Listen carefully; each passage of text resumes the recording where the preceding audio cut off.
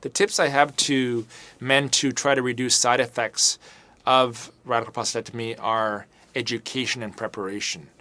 I think you need to be aware there are side effects that are going to be present, i.e. Control of bladder as well as sexual function. I think you need to understand your pre-treatment baseline, what you are in terms of your bladder control pre-surgery, what your sexual function is pre-surgery. I think you need to learn about options for treatment of these side effects that you will need to use after surgery.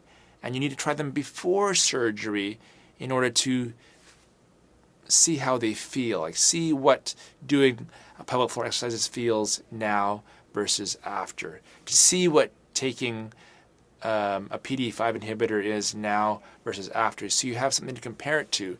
If you've never done a pelvic floor exercise and the first time you do it is after your operation, you're like, well, is this what I'm supposed to do?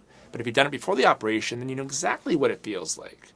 And I think the issue with urinary control, it has to do with what's your control preoperatively, what's your overall fitness level, and what's your motivation to get your urinary control back. If you look at the numbers, at 3 months, 50% of men are completely continent post-radical prostatectomy. At 6 months, 75% of men are continent post-radical prostatectomy. And at 12 months post-surgery, 95% of men are continent post-radical prostatectomy. 4% of men still wear a security pad because they're a little worried. And actually 1% of men require a second operation to fix that incontinence problem. Having said that,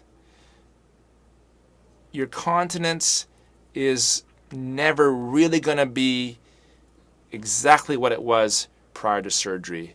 It may be 95%, it may be 98%, but you are missing the prostate, which does impact continence. And there always is going to be those times when you leak a little bit, perhaps, when you didn't prior to surgery. And I think that's part of you accepting the fact that there is going to be a mild, probably minimal change in your urinary habits post-surgery.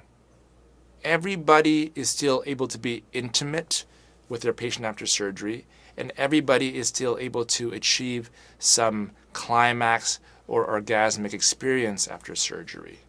Whether or not that climax or orgasmic experience is with an erection or not is something else.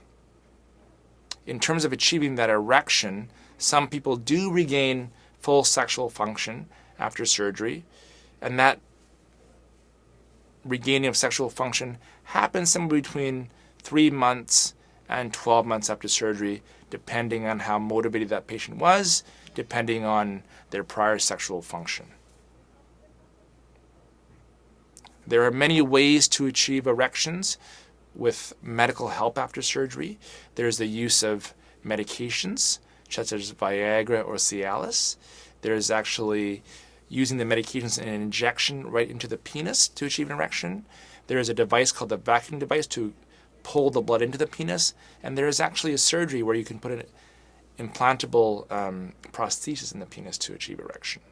One specific tip that a patient gave me one time in terms of pelvic floor exercises, which I think is a very good analogy, is you know you're doing a pelvic floor exercise correct when you have an erect penis and you're actually using the muscles that pull the penis up during erection. And those are the same muscles that you're using to basically tighten that sphincter. And that's something that men can visualize whether or not they're doing pelvic floor exercises right. Obviously not all men can get an erection, but if you can get an erection and the muscles that move your erection up are the same muscles that you use to control your bladder.